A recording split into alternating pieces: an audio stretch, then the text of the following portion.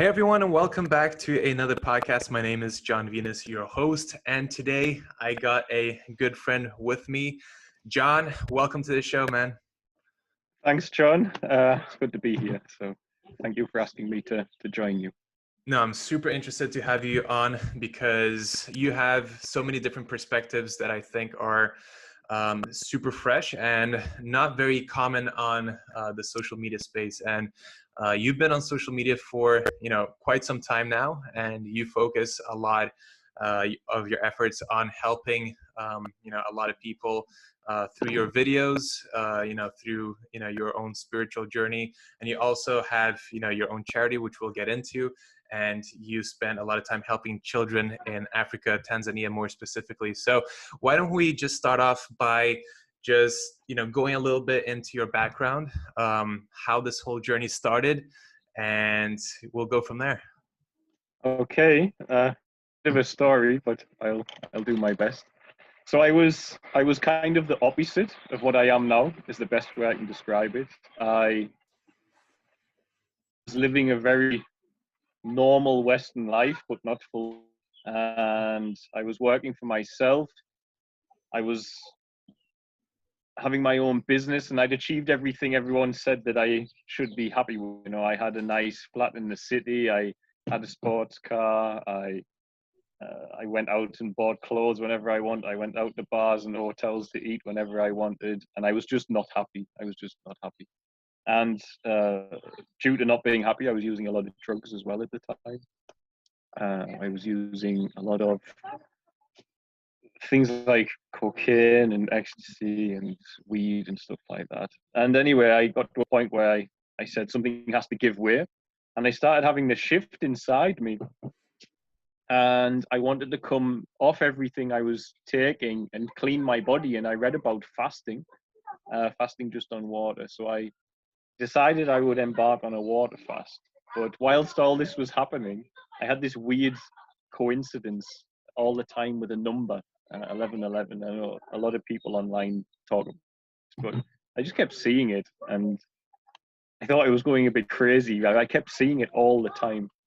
And on the 11th of November 2011, I fasted, and I said I'll fast for 11 days. And whilst I was fasting, I was watching wildlife documentaries because I love African wildlife. And some children at the side, and I clicked the video, and it was a little boy and girl, brother and sister, called Sam and Esther. And they had polio, and they could only spin around in a circle. You could see the circle in the dust around them.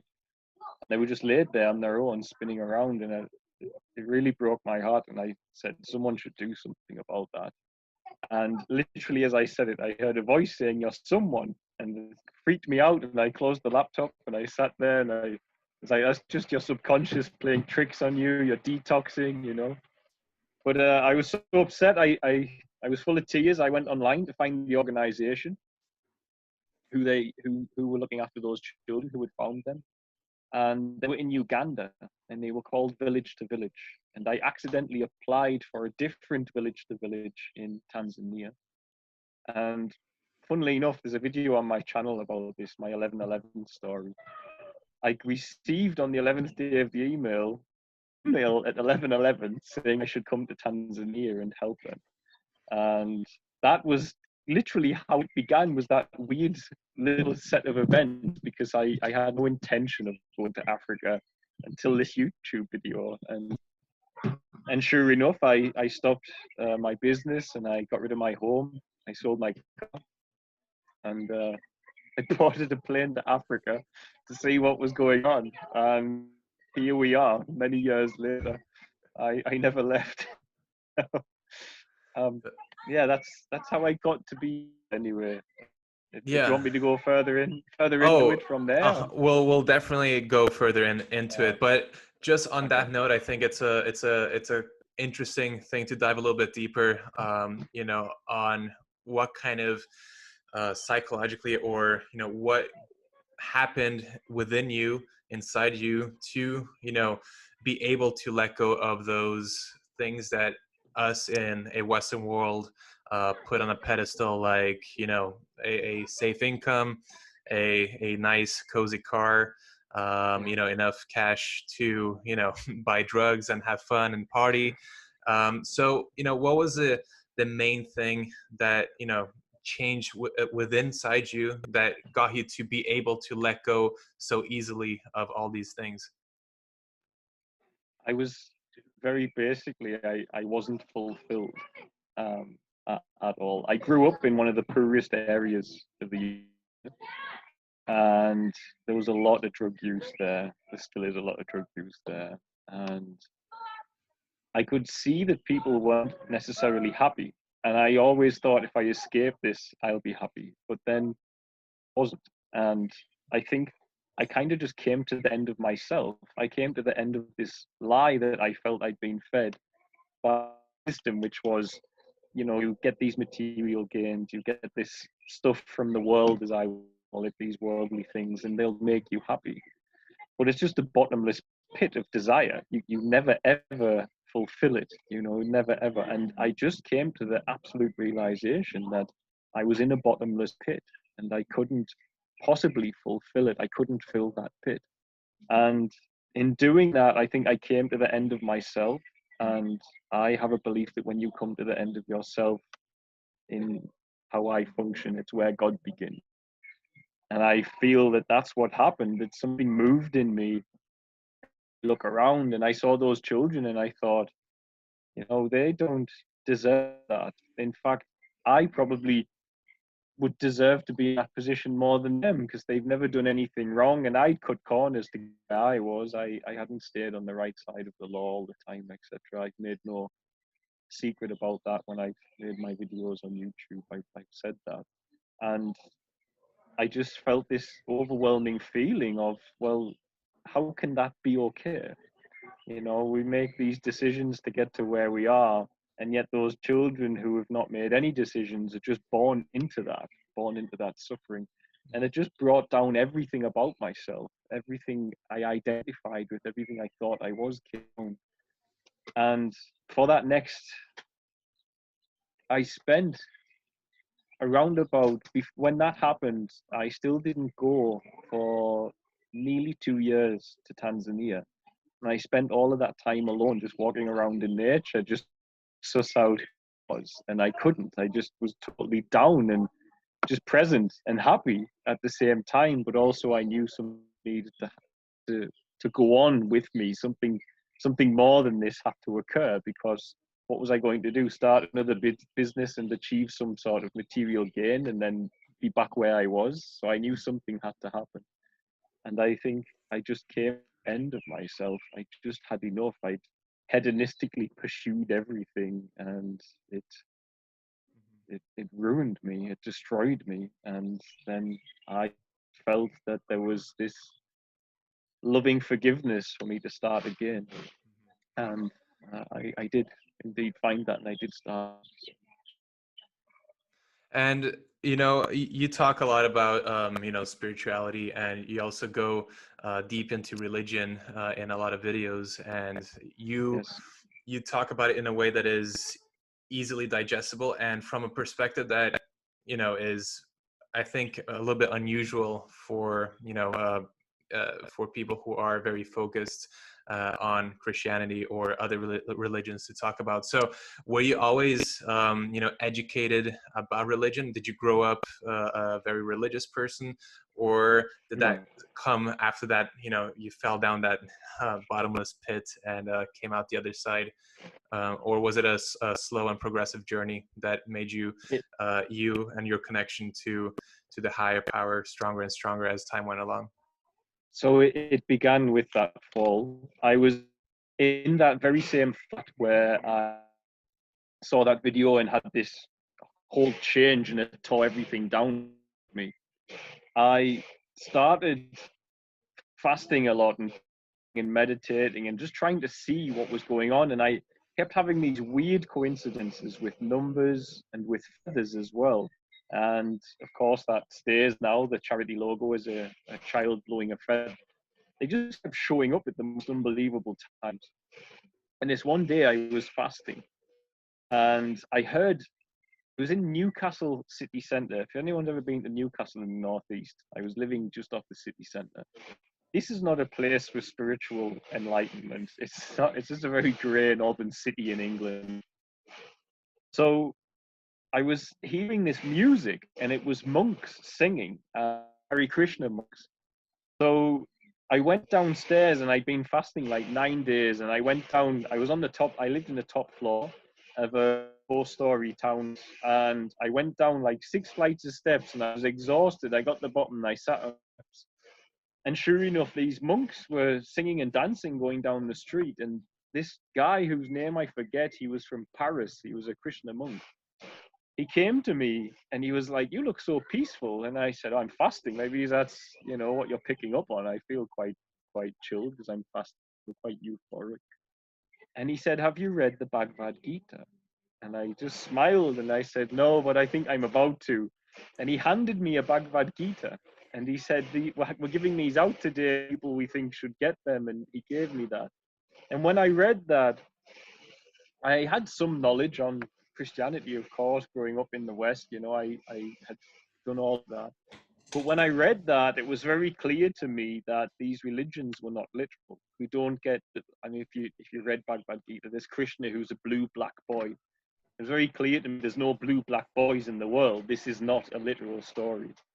And that was what triggered me into looking at the other layers of what these stories were telling us and looking at the truth behind things in the mystical and the mythological sense. And I was always more wired in that sense anyway. I've always been quite a cosmically minded child, etc., a bit out there, regardless of that event anyway. But when I had that Bhagavad Gita and I could then transplant that sort of pathway into other religions and look at people like Joseph Campbell, his work on mythology and the spiritual truth behind them, I just started from that place basically. And from there, I really feel it was led by spirit for myself because everything was synchronized. I kept having sort of, a Christian would call a revelation. I'd read things while I was in a state of prayer or fasting or gratitude, and I'd see it differently.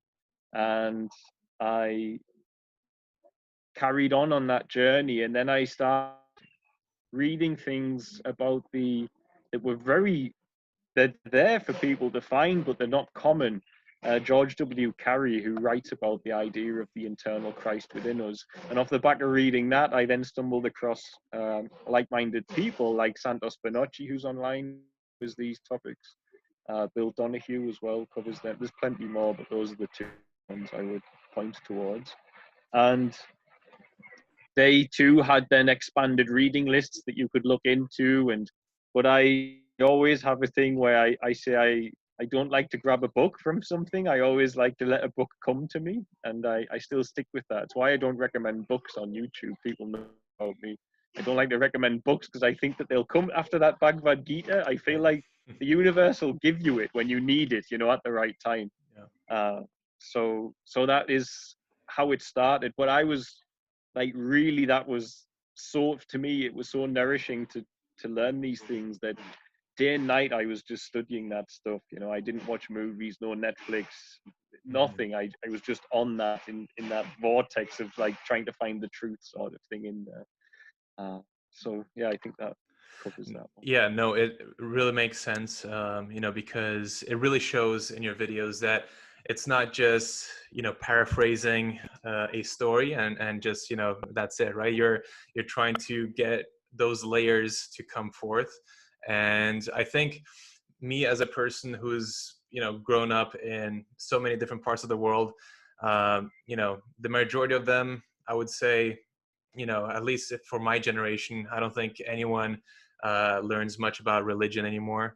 Especially, it's not something that is, it's kind of something that is more like taboo, and you don't want to be that kid who is interested in these things that are less popular, right?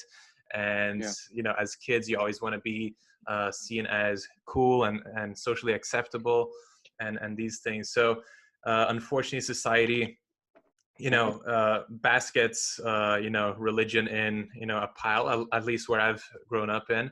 And the main criticism that I always heard growing up was that just look at the just read the Bible. It's ridiculous. Like, these characters, they're obviously not real. How can anyone believe this? It's stupid. So this is the kind of thing that is like, repeated constantly, throughout the majority of people's childhood, at least, where I grew up, like in Norway, especially, like it's very unpopular to talk about religion or to even support it or read it or take interest, even though everyone's like goes through confirmation there, which is just for the money and the and the presence at the end of the day. So it's very strange, how the current state of religion for I guess people at least from 30 years and younger, which is like my generation. I was always wondering what your perspective was on this, like what has happened between I don't know when this kind of trend started happening, probably way before I was born, but why has it become so unpopular to talk about religion and not as socially acceptable as before? Of course, in other parts of the world, it's much more acceptable. Even in the States, many parts in the U.S. is much more acceptable. But in Europe, specifically, it's taken a very different turn. I I really put it down to, which is probably another out there view for many people, but cultural Marxism is how I see it. And it's evident when you look at the media. It depends on your worldview, but if you look at the media that we have, a great example, I think everyone's seen this, yeah.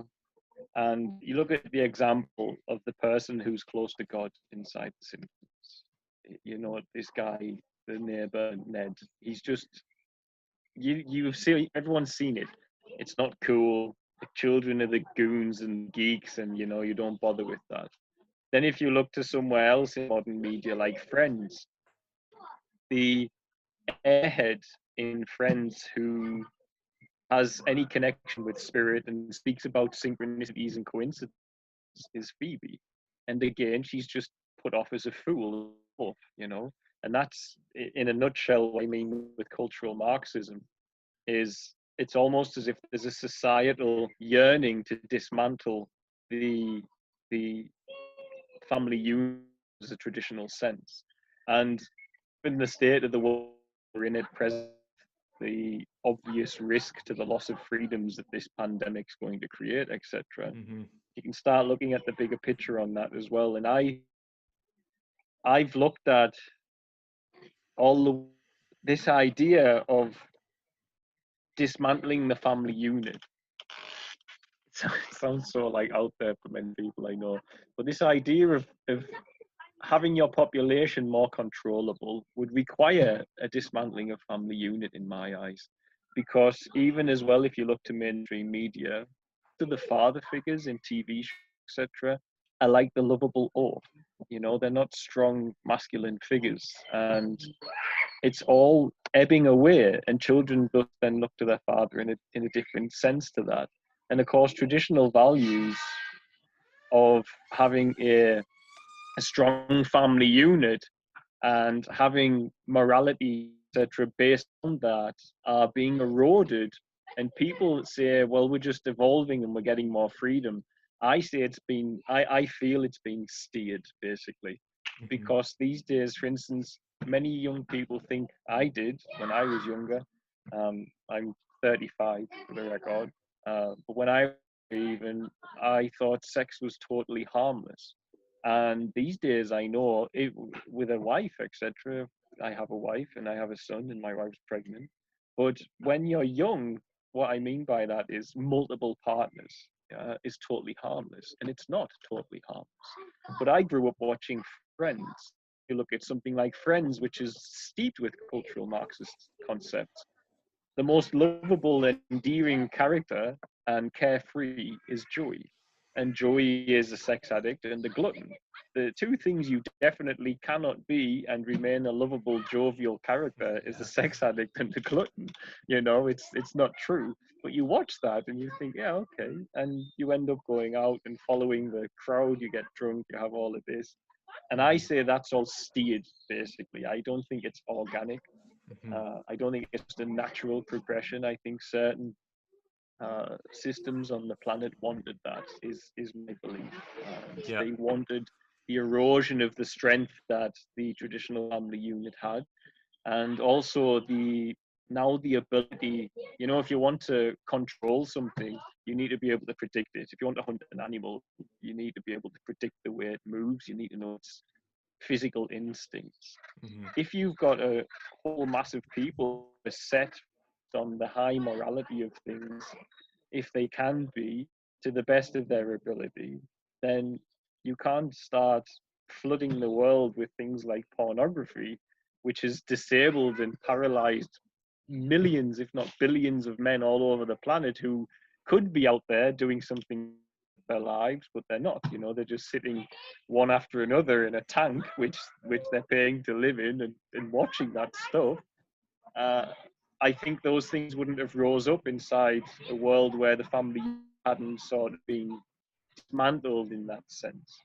And that's how I perceive it. I don't think it's an organic thing.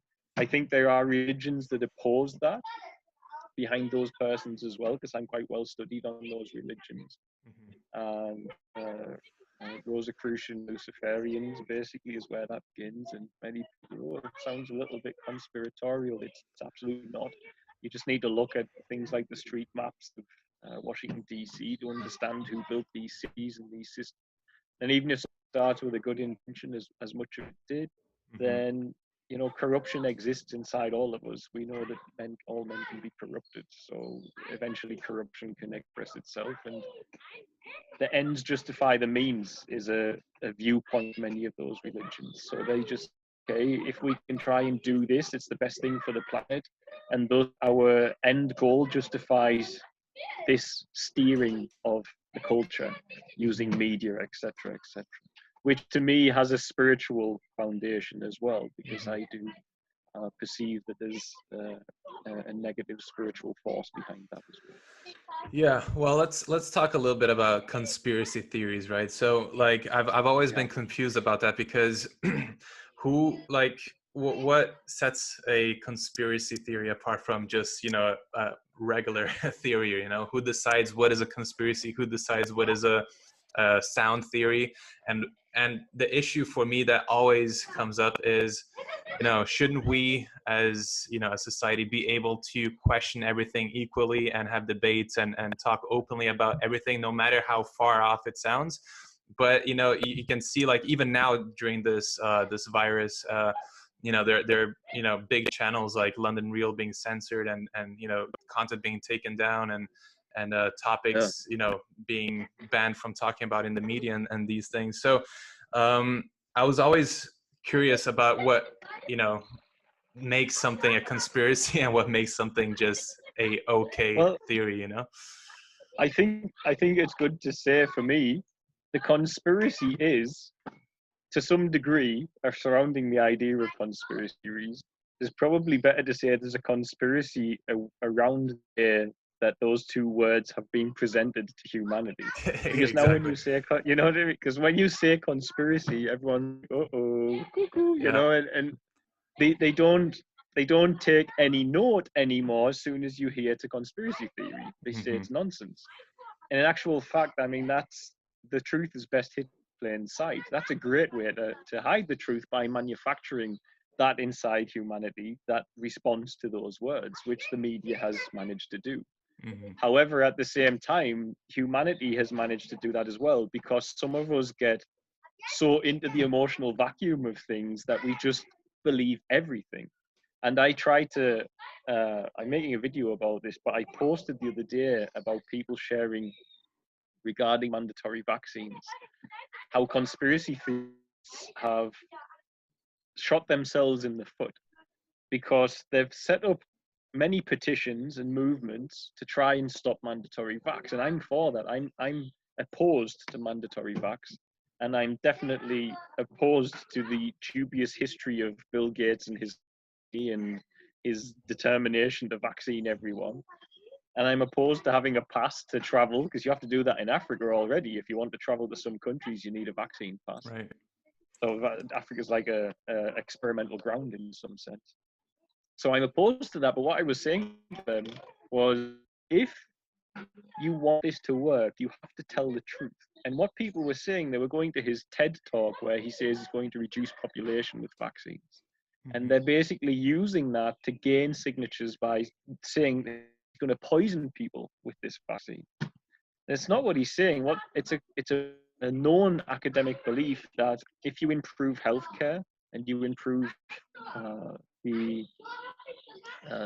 child mortality rate, so if children die, culturally the behavior will change and people will have smaller families. Because in Tanzania, where I've lived nearly a decade now, I know people will have a larger family. Historically, they were having larger families because they feared children wouldn't make it to adulthood. And when you become elderly, you need a child. You need your family to look after you because there's no government support. So it's survival. It's important. So the idea is that they can, instead of this curve of large families, because everyone's fearful that children will die, so they have 8 children, hoping at least 4 of them get to be adults, that they change that behavior. And in changing that behavior, pull that curve. And I was trying to explain that that's what he's referring to. He's not sitting in a room full of Satanists who didn't respond to him saying he's going to kill people with vaccines. But then people are so emotionally into it, they go after you. No, supporting him. I'm saying, no, I'm not. I'm actually opposed to him. But I'm trying to say that you're creating holes inside your own ability to stop this, because your petitions are void off the back of signatures based on using that sort of mentality, that falsely luring people, false information. And I think humanity in itself also has helped to create the word conspiracy theory into a negative way by examples like that, behaviors like that, by not double checking what they're saying and just once they believe something going into it. And I think as well, it's often, there's a lot of psychology behind it, of course. It's like the hero's journey, Joseph Campbell. You've got to have like this opposing force, and it's up to you to overcome that opposing force. And that's what many people get pulled into. So nothing can be believed. So the opposing force is the general consensus. And thus the general academic consensus is not to be believed at all. And thus you become part of this hero's journey. You see, you're part of it now, become a conspiracy theorist. And many people have a survival void, so they don't get that stimulation. It's missing. That's why we get people getting on ice cream, things like that, because they have a missing survival void and they look for that stimulus. So junk light is now kind of replacing the truth, and many people get really into the algorithm on conspiracies. And when they get pulled in, they start fulfilling a survival inside them. And I learned this living in the bush. You hear a twig crack out in the bush in Africa and you go on alert. What's that? Is it a leopard? Is it a lion? A snake? You wait, nothing happens. Everybody comes down. I live with Maasai tribe, which we can get onto, but I see that it does something with you chemically. You get something from that. And most of us have lived lives where we don't have that. So we are given that via movies, via computer games, etc. But many people are given it through there, so they get totally hooked on it. But then because you're hooked on it, you're almost in a frenzied state, I feel, and you end up so focused on it, you forget to focus on solution. And thus, because you get so focused, the way you feed into it and all the false information that can come out, people not being correctly balanced while they do that, also kind of wrecks the term conspiracy theory, if you ask me. It plays into wrecking it as well as the media. Like I used to think when I was a kid that, grown-ups had it all figured out. They know how the world works. It's easy. There are a set of rules that everyone plays by and it's fair. But the more you dig into the information, the more you look, the more you understand how, there are less and less coincidences than you thought before, right? It's no coincidence that all these Hollywood movies are, coming out about a certain topic at a certain time. They have similar messaging and similar kind of, ways of normalizing certain situations and behavior, right? And Yeah. media is, of course, it's, probably the most powerful tool of manipulation. So it's kind of very naive to believe that no one is, trying to take advantage of that, whoever, those people are, or, organizations, Yeah. countries, governments. It's kind of, it's too naive to me to believe that no one is trying to use media to try to, steer people subconsciously in one way or another, right? And create conflict, create wars, justify whatever else. So I think most people who are watching or listening to this podcast do understand that, because a lot of people who are watching have gone into, one of these many rabbit holes. A lot of people who are watching are vegan, and they have, kind of realized certain things, and, certain manipulations from the media in terms of our relationship to food, for example. Yeah. Um, Yeah. and I think a lot of people will be open to the message that we're talking about today. I want to go a little bit more Certainly. in depth into your your story with getting to Tanzania, and creating this charity, Share Okay. Tanzania, which is, an amazing charity. It has a beautiful story behind it, and I'm a big supporter of it. And I just want you to, just so we can get more perspective in our lives, because it's easy to, be stressed about our jobs, and it's all about, relative perspective, right? And we have the right to be stressed about our first world problems. But in Africa, and with the kids that you've worked with and the children that you work with, the reality is very different, and there's a very harsh reality to it. And you've, chosen to help these children who are most in need in these rural areas, that otherwise, if you didn't go there and help them, they wouldn't, be there. So I want you to, just explain what the charity is, how you came up with the idea of starting your own charity, Share Tanzania, and what you've learned through working with them so long. So, uh, first of all, I really don't feel like I came up with the idea, because I really feel like it was a God thing, totally, 100%. I had no desire to help children. I had no desire to be in Africa. And then all of what I explained earlier happened, and I went there. When I got there, I arrived to a failed NGO, non government organization, like a charity, a failed charity called Village to Village. The guy in charge was corrupt. He was not a nice character. And there was only him and one other and me. But I had gone off the website from their glory days and thought it was great. And when I got there, I thought, oh, I should leave. So I immediately thought I should leave. Like I arrived in a very, very poor house in the middle of the night, in Africa. I'd never been. And then I met this guy, and I just had a bad, quite intuitive. I just had a horrible feeling about him from the get-go. But what happened was, all I did was I stuck it out. I truly believed that I'd been called to do something there, and I didn't know what. And the result was that within 6 months, the guy couldn't get any money, because I took over getting all the UK donors. I emailed them all, and I said, stop sending money to his account, because I don't trust it's going to where it should. And many of them cancelled. We had no income. We had like £200 a month income or something after 6 months. It was ridiculous. And in 6 months, he was just left, and he said, well, look at what are we doing? And I said, I think you should just leave, because I mean, I let you be anything inside here, and I'm controlling the funds coming in now. Even though it was a small amount out there, it was enough to have a conversation about.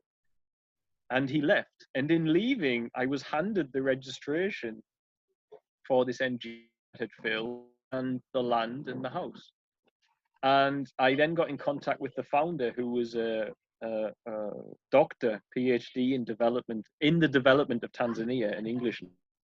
And I told her where I was, and that I wanted to bring this up off its knees, and that I wanted to focus on the child laborers that I was seeing, because that was the first thing that caught me deep in my heart, first thing that was so apparent. And she had a development in the UK that was on its way to being closed, And she said, I'll make you the chairman of that trust. If you're giving 100% of your life to this village, then I'll make you the chairman and you can use the UK charity. So all of a sudden I had an NGO in Africa and the UK charity off the back of following this number.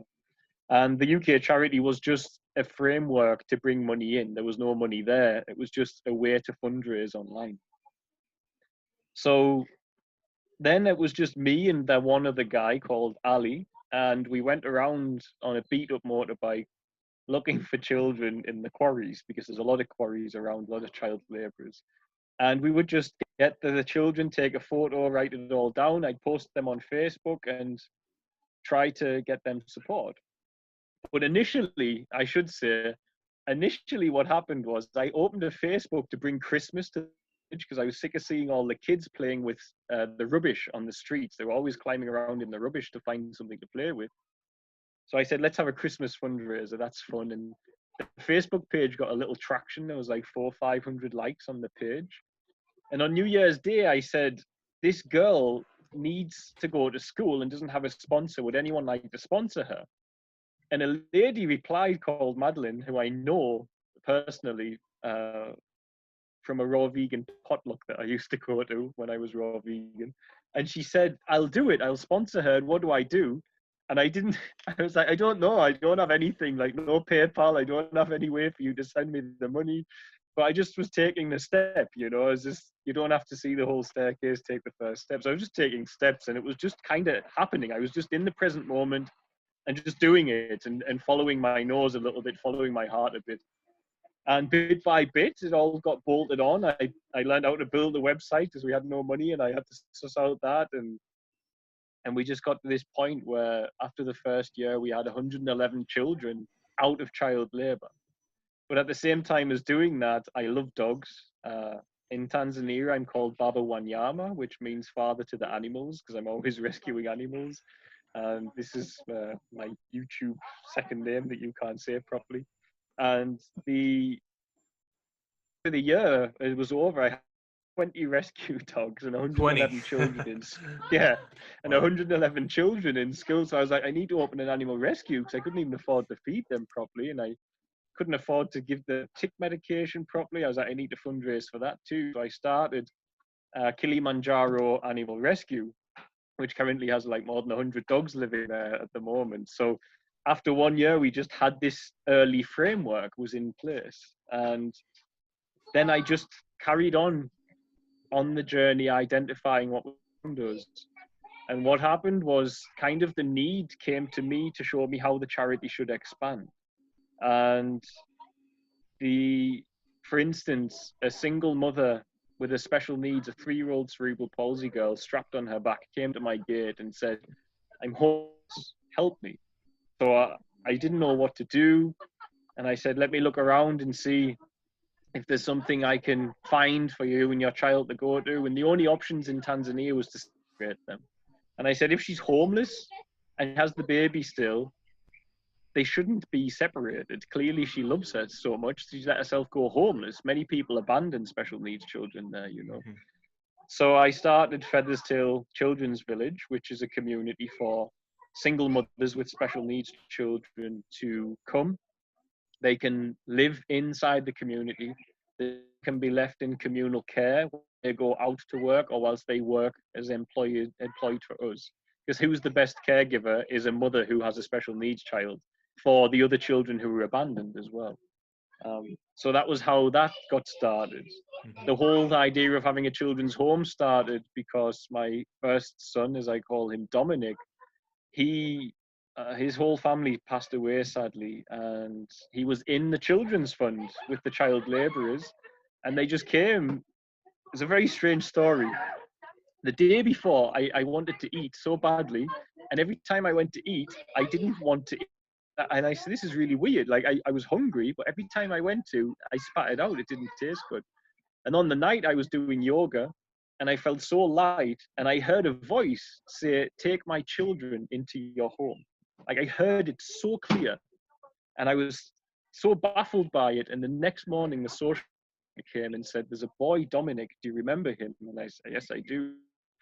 he's sleeping outside because all his family have now passed away and he's on his own. So I said, he has to live with me.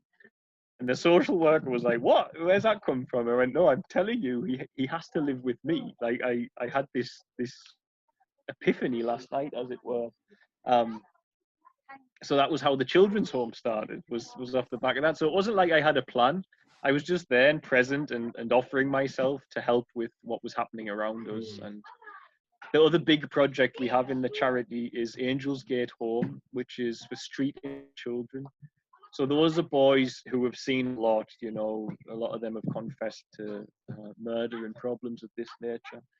I'm concerned that this umbrella is going to shift. I'll move it in a second. That's okay.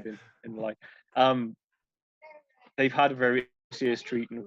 They've been involved with drugs, crime. You know, they've struggled. Not all, but some of them. Some confessed to murder and stuff of this nature. And most of them are rape victims from grown men who were addicted to heroin. They rape children on the streets there, unfortunately. And that began, I was with Fritzi. Her friend was visiting from Hamburg, which is where I am at the moment. And over, Fritzi's my wife, over Fritzi's shoulder, I saw a boy in the town outside the supermarket with very dirty clothes. And they said, what should we do next? Not implying anything about work, meaning should we go home? Should we go and get a juice somewhere? And I said, I need to talk to that boy. So I went to talk to him, and his name was William. Turned out he was a street involved child. And then we met his friend a week later, and I had to open a centre for street involved children off the back of that as well. Yeah. And it was amazing. Within 2 weeks, we had the money to open a centre. We 26-bedroom property fell into our lap. So yeah, it was always, it wasn't something that I necessarily planned. I always say I emptied myself and I let the desires of God become my own desires. He filled my heart with his desires. That's how I see it. That is yeah, go for it. Yeah, you can do it while I talk here. But you know, the reason why I'm such a big supporter of John is because, as he just said, is, you know, his willingness to give himself to these people that are in a lot of need, right? You know, that is what attracted me to the whole concept. Yeah, no worries. You're good. Yeah, no, I was just telling everyone how, you know, the selflessness and the you going there without a plan is extremely inspiring, and you know, I'm sure it will inspire a lot of people who are listening today to, you know, look at things from a little bit of a different perspective. And maybe, you know, a lot of people can realize that you don't always have to have a plan. You don't always have to know exactly what life is going to bring to you. A lot of people, myself included in the past, you know, are all about setting goals and just like tunnel vision, you know, achieve this, achieve that. But by allowing, you know, whatever is flowing naturally to come to you, you've achieved so much. And, you know, I'm sure, as you said before, these children would be separated without you. You know, they wouldn't be getting the help that they're getting now if someone didn't come along and help, right?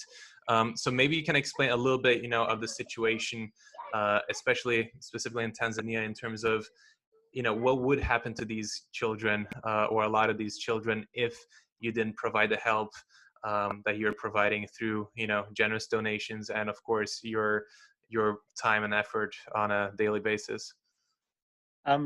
First of all, I just want to say I really don't feel I'm selfless. I just want to say I really feel I feel it's more selfish because I enjoy what I'm doing, and I was very, very selfish in my younger life, and I should give something back to humanity is how I see it. Right. I just want to say that anyway. You know, there's a saying. I'm not saying I'm a saint, except my birth name. My birth name is Saint Julien, but they say a saint is a sinner who never gave up, and that's my attitude. You know, it is that I've been in the depths of the worst place you could get to, and thus kind of I don't feel it's selfless. I feel kind of honored that I get to do this, do this work. Sort of things. I really like the perspective, actually. Yeah. Thank you. So the children, it depends on which umbrellas. Hold on.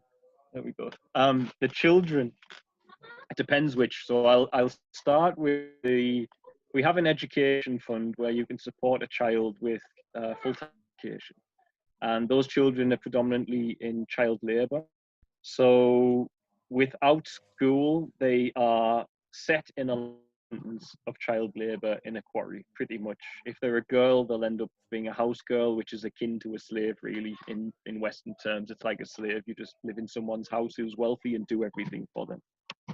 So for those children without support, aside from the extreme high risk of mortality due to the fact that they're working in these quarries or handling mercury and gold mines and all that sort of stuff, then they have a life sentence. There's no hope, basically. And they work hard. Like, you can't believe how hard they work. You know, they work like 10 hours a day, breaking rocks in a quarry, and all they're getting is maize flour and beans to survive, to fuel them to do the next day. They're not putting money away, you know. Most of them are sleeping on a concrete floor. They're just suffering dreadfully. When they get support from us, they get access to medical care firstly, which is very important. Such a high infant mortality rate out there for silly things like not having less than $1 for antibiotics for typhoid. 1 in 3 children usually can't find that dollar for the antibiotic. It's just, so they get school, full-time education. From there, they can obviously start choosing where they want to go with their life. We've got children now who are going into college, university as well. And it just alters the whole course of their life for those children, for the child labourers. If they have parents as well, it obviously gives an opportunity for the parents to find some healing as well. Because you can imagine, I see it as a father having to take your child to a quarry whilst your neighbour's children are going to school. It really has an impact on the parent as well. And it can even help, I've seen, reduce things like alcohol abuse and stuff like that, because there seems to be some healing from that. My child's in school, you know, they're no longer with me in the quarry. I don't need to numb out anymore. Yes, I have to work there, but at least they have some hope. So there's that side for those children. For the street, I'll end with the special needs because it's the biggest topic. For the street involved boys, the life on the street is just horrific. Like I said, most are rape victims. Most are involved in drugs. Many get involved in violent crime. Most die young if they stay out there from heroin, etc. And if you don't bring them in, then basically they are going to join. There's only one space, unless some miracle happens and someone else pulls them out. Those men I speak about who were raping the boys on the street, they were once street children too. They were forgotten, you know. So you can kind of see where they might well have just gone to become like those men, injecting, etc. And we have a lot of children heroin rehabilitation over the years. We had some even as young as 11 intravenous heroin, you know, like totally hooked on it. Didn't even addicted. They forgot how it works, and they were like, "Oh yeah, we use it as medicine because we use it, we get sick with a withdrawal," you know. So they just, you know, and these older guys needed a fix, so they were getting the kids hooked and then saying, "Hey, if you need it, you've got to come to me," so they could take off them. Yeah. So you can see that path where it goes dark. It's very, very dark. Now, however, we have the music school. We've got boys going into full-time employment. We've got boys living the dream who were once 4 years ago. I've got a boy who was homeless. He's just moved to Zanzibar Island, which is paradise, and he's working in a 5-star hotel.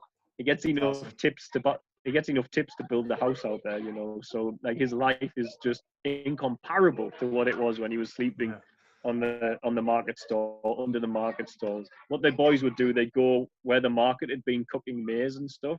They'd sleep on the ground underneath because the fire had heated the ground up, so they'd sleep there at night. Sad fish. So then we have our normal children who would have kind of ended up as child labourers or as house girls. The normal children who I don't like to use the word orphan, by the way. I think it affixes stigma or orphanage to the children for life.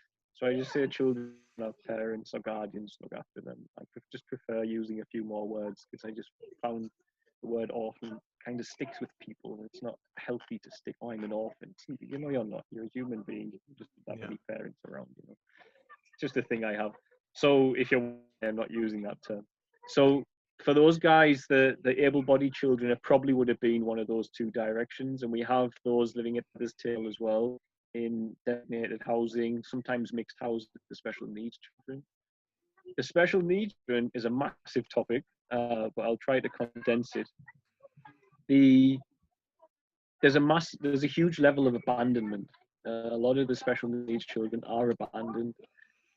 They get left to die, locked away in sheds. I've personally, I mean, even recently, if you look at the videos of us finding children locked in the dark, etc., I've personally found children who were tied up for a decade inside sheds where animals were, the neighbours didn't even know existed. I've seen a girl who could only meow like a cat because she'd been locked in a room for 15 years and Wow. only a cat was coming in. So now she's at Featherstail. She gardens. She's very happy. Her name's Flora. You know, she's put on a lot of weight because she loves her food after all the years of starvation.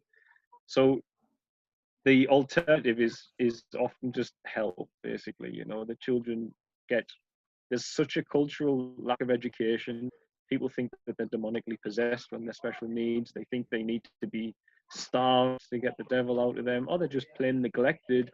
Or some families just can't cope because you have a single mother who needs to work to feed herself, so the child just gets left at home all day because where else can they go?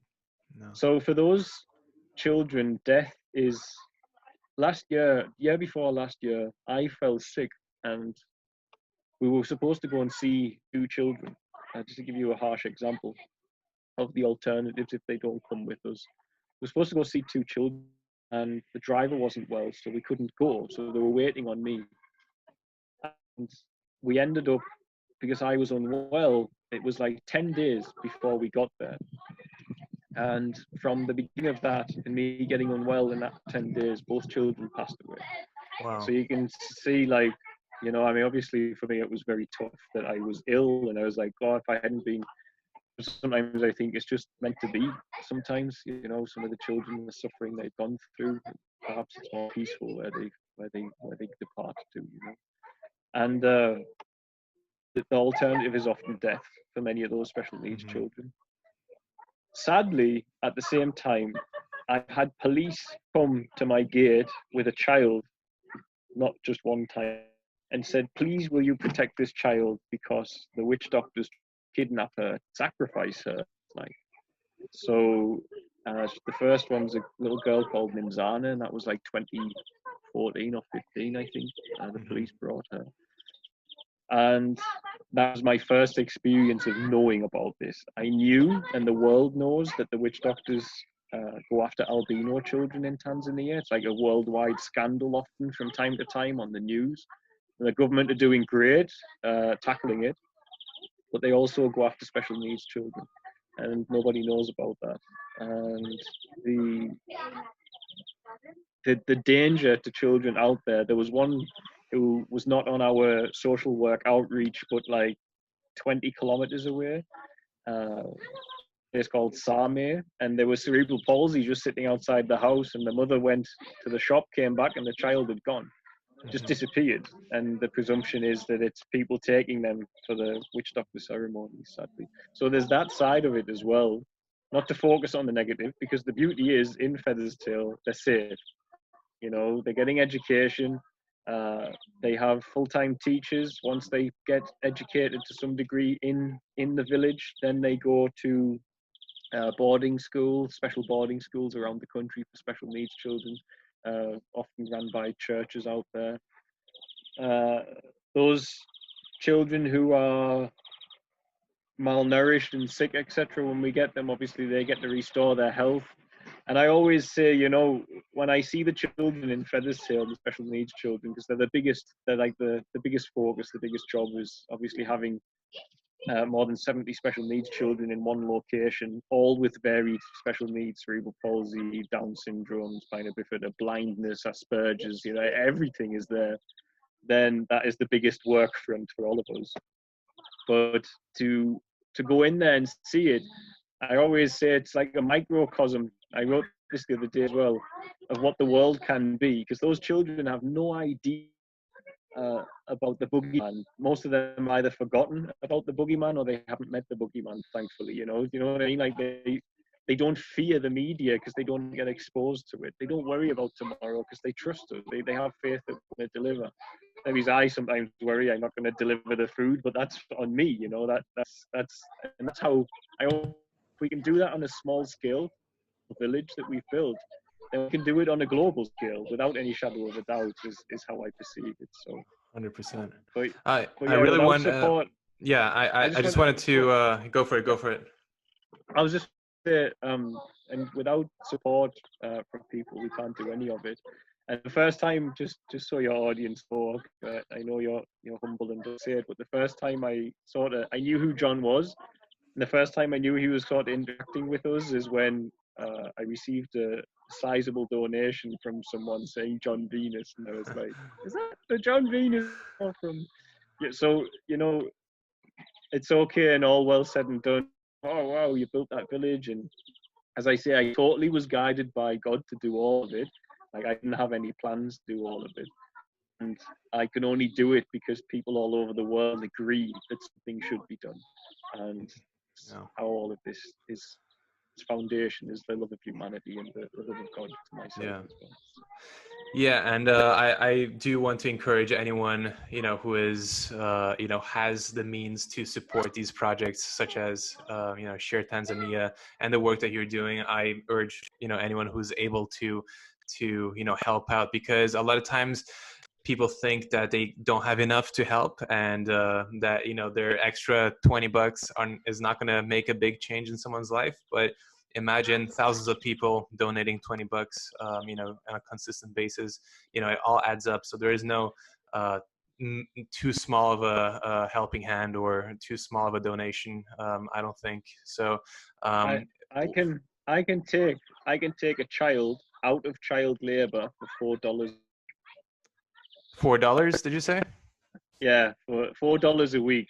So I Wow. always say less than a takeaway coffee from Starbucks a week.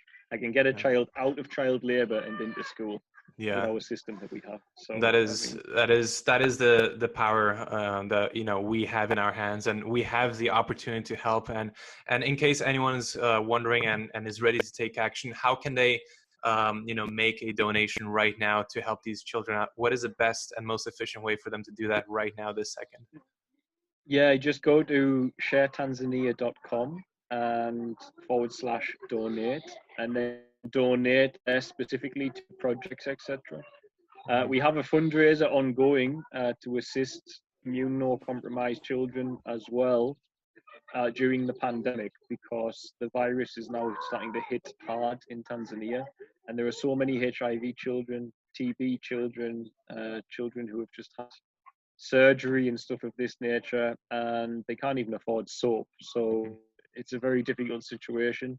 Many families are having to go into the busy markets to get food, and we're trying to, with a team we've put together, we're trying to ensure that we can stop those high-risk families having to the build-up areas. So there's that as well. The link, you'll find it under any of my YouTube. Yeah, It's I'll got also its own put it link. on the description of this video as well, and on So, social yeah, media, so you guys good. can easily check that out. So that brings me to a big question, I think, because the coronavirus is going around. There is this global fear. Yeah, There's this whole, oh, like, let's be super careful. Like, everyone's afraid of contracting this disease and or passing it on to someone else, right? But and this is being talked about all the time, nonstop. It's all people talk about on social media. It's all people talk about the news, on a global scale that I've never experienced before in my lifetime, right? But at the same time, even though it's not to be taken lightly and it's a very serious issue, why are we as as humans, why are we as wealthier countries, first world countries, why are we not taking these much higher death tolls and much higher numbers of people who are even starving every single year and dying of famine. Why are we so disconnected from that in the Western world, and kind of ignore it? Like, is there a reason for that, do you think? I think we've been sort of raised to accept it. You know, in developing countries, every day, 2,800 people die of diarrhea every day. That's You crazy. know, I've witnessed death firsthand in Tanzania. Naturally, uh, I've had close calls myself. Malaria. I've seen people die of malaria. I've had malaria 3 times, and I think it just becomes socially accepted. We just say it's acceptable, and people are doing something about it. And that's where I say it's not acceptable. Actually, I don't find it acceptable. And I think if I could have the whole world population walk a mile in my shoes and have a child die in your arms, then you'd say it's not acceptable as well. Quite simply, you Exactly. just would not. You would say it's just not acceptable. But we are disconnected from it. And I wrote something the other day saying that in the UK we have 7 out of every, I think it's every 100,000 childbirths, 7 result fatality. Whereas in Tanzania that figure is like 100 times larger because of lack of facilities, because of lack of support, lack of equipment. And the number one cause of death in women in Tanzania is childbirth and pregnancy, to give you an idea. Like that out trumps everything, heart disease, everything. And I said the world has accepted that that's okay because we've accepted a certain quality of life off the back of that. And we also at the same time we forget that Europe, not to I don't this is not colonial guilt, I'm not interested in that, but Europe and America is powerful off the back of Africa. Yeah, the world took from it and didn't give as much back. It's underdeveloped due to it. Hmm. And I think we're just totally disconnected from that reality because it's not shown to us. The media is not reporting on it. It's not showing. If the media would get in such a hysteric breaking news, this is happening about Africa, the world might well reunite and say this is not right. Something has to be done. But instead, you're limited to charities trying to afford to buy some advertising to get into that main flow of consciousness, or like myself, I've used Facebook and social media to some degree to bring that reality into other person's Hmm. realities as well. And I think we're just exposed to the narrative that is required. As to go back to the conspiracy stuff, the media is exposing us to the narrative it requires. Hmm. It's not exposing us to the truth, because if it were exposing us to the truth, we'd all be appalled at what is happening around the world. We'd all be Hmm. appalled at the fact that because we choose to have a certain life quality, or we choose to have these certain non-utilitarian parts of our world in Europe, etc., we actually take resources that could be used elsewhere to end Hmm. great suffering. And I think to feed that story into a consumerist capitalist system is extremely dangerous for those who have the power and the money to feed the story in. Hmm. The system probably would start buckling as people start checking their conscience and saying, "Oh, hang on a minute, is yeah." And I think that's where it's coming from. Basically, it's No, I can definitely agree with that, and it's the cliche saying, follow the money. Like it works yeah, for almost everything, right? Who's gonna gain from, like, helping every starving child and every sick person in developing countries? It's definitely not the people who are in charge in the Western world, right? So and also it ties a little bit, with the whole vegan movement as well. Like, it's also it's strange that that has become so popular, and there's so much focus on animal rights and veganism, although it's still a very fringe movement.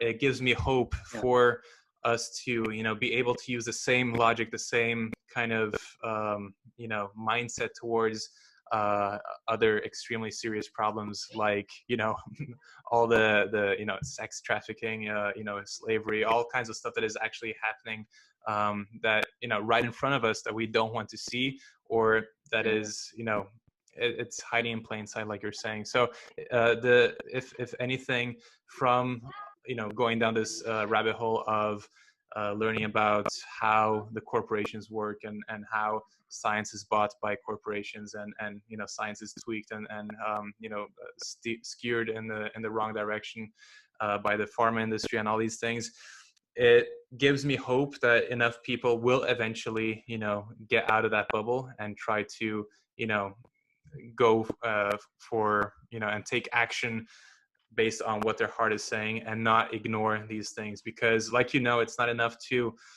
be vegan and just eat tofu and pasta all day and just carry on living life as usual. Like, it's veganism, or eating a plant-based diet is amazing, but it doesn't stop there. It doesn't give you enough of a reason to just be content with the rest of the world.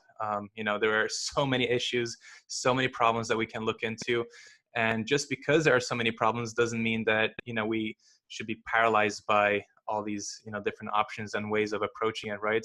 I think it's important to educate ourselves as much as we can, and just keep digging and keep supporting each other and everyone who's trying to help out for a better cause. And I think that you're playing an instrumental role. Of course, like you're saying, it's difficult for you to, even though your work is just amazing, I love it so much, it's hard for you to get the exposure that you need, because again, even celebrities are, I'm sure they're discouraged, maybe personally, politically, whatever the reason is, but there the other podcasts and big podcasts and celebrities are not talking about this stuff. They're not bringing people like you on board as often as soccer stars or whoever else, right? And it's a big problem, and I hope that the more people wake up to this, there'll be more and more demand, and who knows, maybe these things will be at the forefront of mainstream media. Probably not, but wishful thinking. At least social media, right? At least we can try getting big social media stars and outlets to talk more about this eventually. And I think it will happen, with the help of people like you and whoever is watching and listening to this and wants to take action right now. I am, just so you know, I already kind of see that this occurring. The land that Featherstale is, half of Featherstale, the children's village, it's called Featherstale Children's Village. Half of that land that it's built on was bought anonymously by a Premier League footballer. Oh, so no way. yeah. So I kind of have some connection to at least know that there is, some people out there have that, and I'm close friends with that family now as well, which is beautiful, and they've helped again and again. But I haven't spoken to them about making public what's sort of, I'll have that conversation eventually, so you might all learn who that is. But I want to say, interesting thing, I think the reason veganism works so well, why so many people get drawn into it and feel, okay, I can do this to bring a change. I think, if I can use a metaphor, we're all sitting around this, imagine we're all sitting around this campfire, and that's kind of our way of life in the West, okay? Like, we have a standard home, we shop at the supermarket, money from the economy, and our shelter, our safety is inside the core of that, our home, which is supported by that economy. Now, if you offer someone a way to change the world while staying inside that home, staying inside around that campfire, then you're creating the element of safety because you're still staying in your own environment, but something that you can reach with your hand. Okay, I do this I eat every day in my home, in my castle. I can change the way I eat. So you have this very close-knit way that you can actually have an impact. And I think that's why it works so well. And I think the reason things not working well is, to go back to this, I always say this book is a virtual campfire, okay?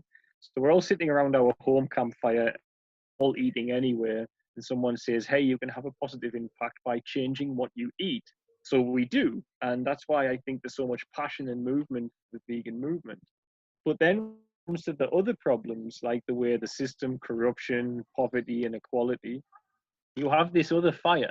And you can see this fire Mm-hmm. and it's burning, and everyone's focused on it and saying, this is a dreadful fire. But as you're looking at it, you're like throwing wood at it because you're giving it your energy, you know, you're making the fire bigger. And realistically, what everyone's trying to say is, I want to build a new fire. And this fire is going to be better. It's going to warm our children and so on and so forth. And it's going to be fine. But to do that, you have to come out of your castle. Yeah, you've got to come out of your where you're eating comfortably with your friends, looking at that fire or this potential new fire.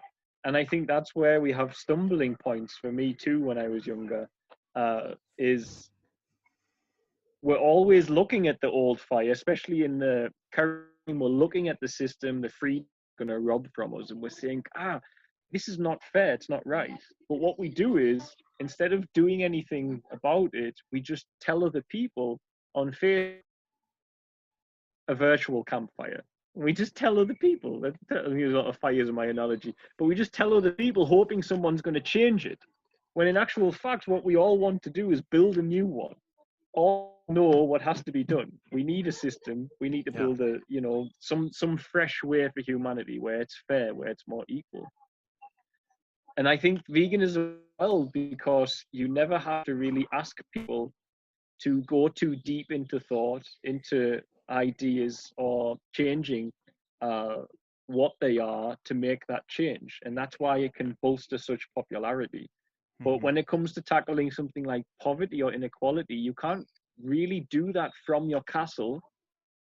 And thus, to make people feel like it, we have like these algorithms and people sharing videos and posts. And now you have this pressure valve where you're in your home and you're like, yeah, okay, I'm part of the change of inequality now as well. But you're not. You're just sharing information to other people who are staying in their castle.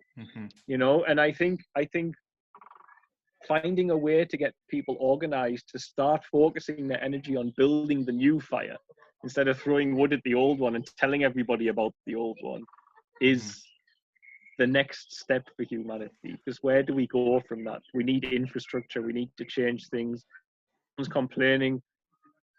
Many people complain, for example, I had this the other day, complaining that the rich are the ones who should deal with it, and they've created this pandemic to steal our, you know, to steal our rights and all of this, which is probably some truth that rights will be stolen off the back of this. But at the same time, they were in the attitude that they didn't care about children in Africa. I've had a few people do this because they just want to look after their own family. So in actual fact, you see, they're sitting complaining about the high up guy saying he doesn't care about me. And then they're looking down at the person who's lower than them on the economic scale and saying, I don't care about them. Yeah, so the problem's here, you know, the problem is right here.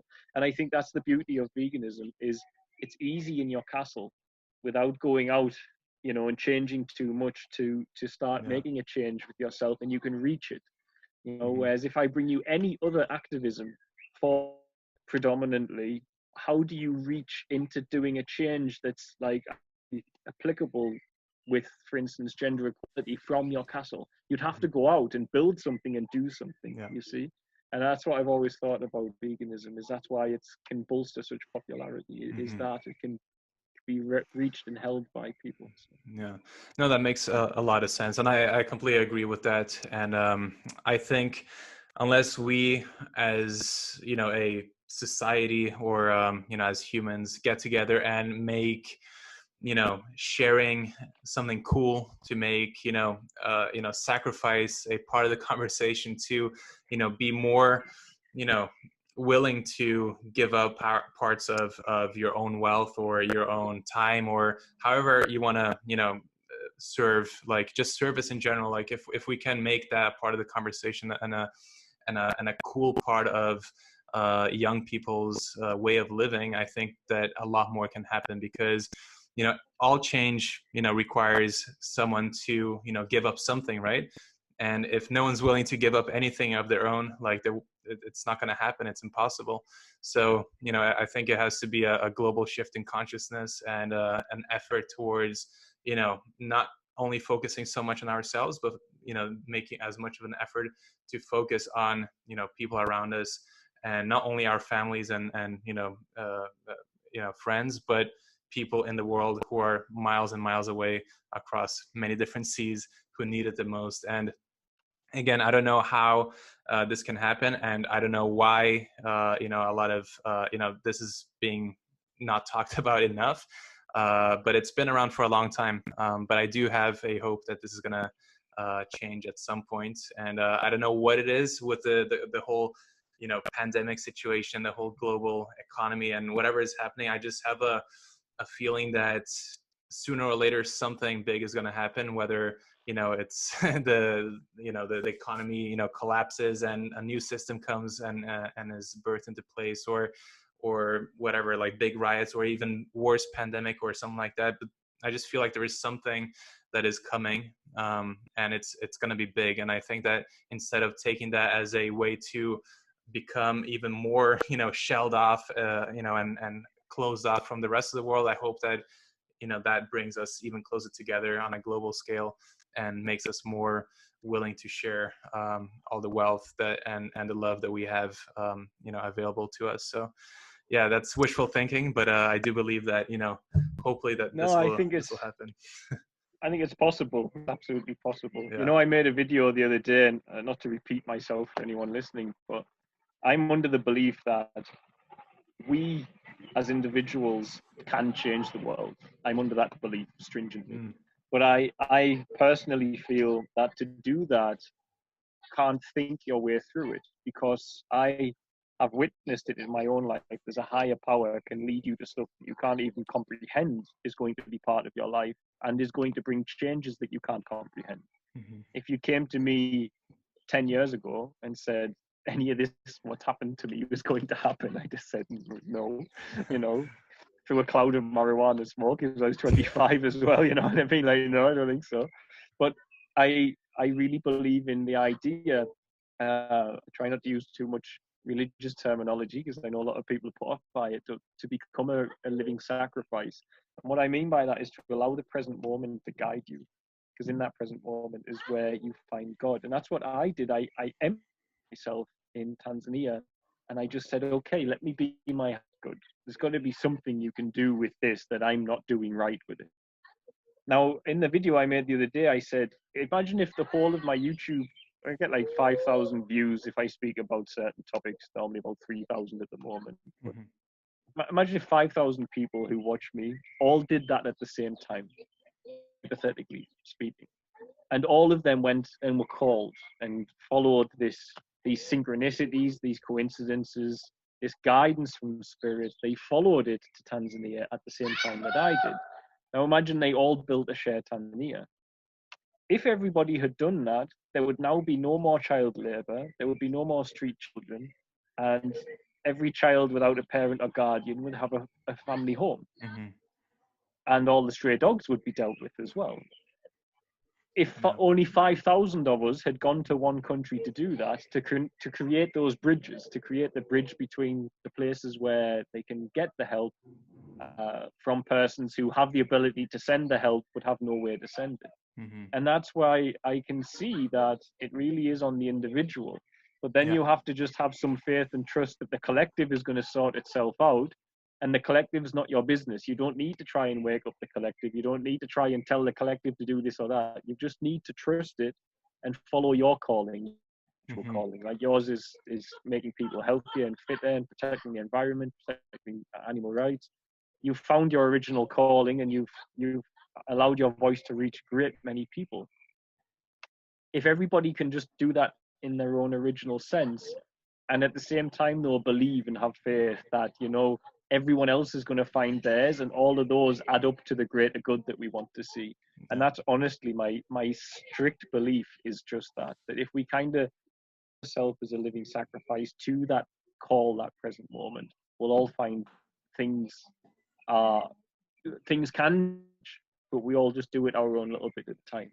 because many of us are screaming at this massive system, like, this is dreadful, and we just it's like screaming at a wall. You're like, it's not, Yeah. nothing's happening. You know what I Yeah. mean? And it's, nothing's happening. Just people shouting at it. But if they individually go and change things, I mean, our village would have been well on the way to off the grid had this pandemic not kicked in. But our community will be off the grid soon. And if the NGO's projections are right, we'll grow to such a scale. I'll be able to sit with the East African Union, discuss with them about education and about changing the education in East Africa to incorporate culture so that everyone can grow their own food better rather than teaching them about algebra when nobody's hardly going to university, things like that. Exactly. And that's just off the back of me getting empty. I don't have academic qualifications to do what I'm doing. And I've been called out on that before. And I say, yeah, it's true, but I can still build a team.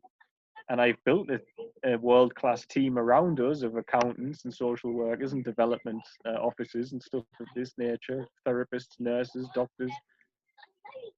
I didn't have a degree to say I could do it, but what I did have, the ability to put myself out of the way and just be present as much as I can. And in being present, I was kind of getting these nudges, and I took those nudges as God. I was, to be a terminologist, religion, let you be his hands and feet. Yeah. That's kind of how it happened. I think if we can all do that, or many of us can do that, then it's an absolute piece of cake for the universe to deal with all of these problems. I really do. Yeah. I just Don't think our belief underestimate is your in the power. wrong place. We're all, Yeah. yeah, for sure. We're all believing on the wrong system. Everyone's believing the mainstream. We believe it. We're like, this is dreadful. We're so oppressed. It's like a handful of people telling us that. It's not true. If everyone got together and they got together in front of you, you'd be like, really? Is this is what we're all scared of? We're scared of Bill Gates and his mandatory vaccines and all of this stuff. It's like crazy, but it's because that's the narrative that the light we take in, the false light, the matrix, to use that analogy.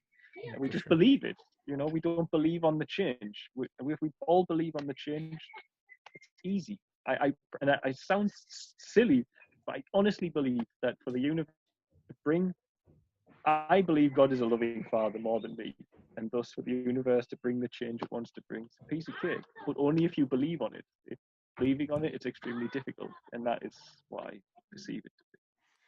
Well, that is a Passionate on that one. beautiful. That was a beautiful note to end this podcast on. I think what you're doing is just fantastic, and I want everyone who's listening to this podcast or watching here on YouTube to, learn more about you. And if you do want to do that, where's the best way to find you on social media? You can find me on YouTube, John St. Julien Baba Wanyama. It's a long one, birth name and my Tanzanian name. And you can find us on Facebook. Just search for Share Tanzania. ShareTanzania.com for the website. You'll find everything off the back of that, I think. So highly recommended. Anyone from my audience, if you're wondering about John, John has helped me in the past with nutritional advice and so on. So I would advise that you listen to this man at times and take what you can from him, because he's a good guy. He's a top guy. Thank you. I really appreciate that. All right. Well, thank you so much. And hopefully we get to chat about some new topics that you guys can request in the comment section. You can send us an email at john@johnvenus.com, and we'll try to have John back at some point in the future to discuss some more topics. Okay. And again, don't forget to visit sharetanzania.com, link in the description box of this video, or iTunes, wherever you're tuning in from. And if you can, again, any support and donation is greatly appreciated. So thank you so much for joining us, and we'll see you very soon. Peace out. Bye, guys. All right. Success. Cool.